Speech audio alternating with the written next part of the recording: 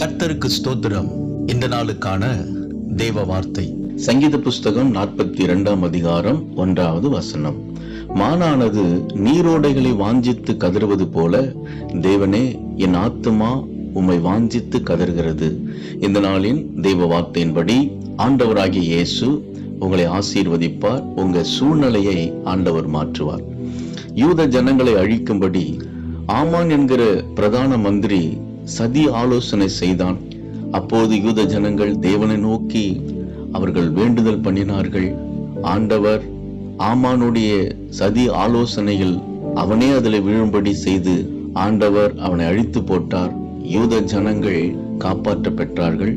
ஆண்டவர் அவர்களுடைய சூழ்நிலையை மாற்றி அவர்களுக்கு சமாதானத்தை தந்தார். அன்பானவர்களே, மானானது நீரோடைகளை வாஞ்சித்து கதறுவது போல உங்க சூழ்நிலையை நினைத்து நீங்கள் கதறி கொண்டிருக்கலாம். ஆண்டவரை நோக்கி விண்ணப்பம் பண்ணுங்கள்.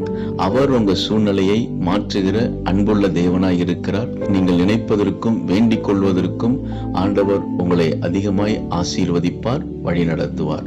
விசுவாசியுங்கள், மகிழ்ந்து களி கூறுங்கள். இயேசு உங்களை ஆசீர்வதிக்கிறார். ஆமேன்.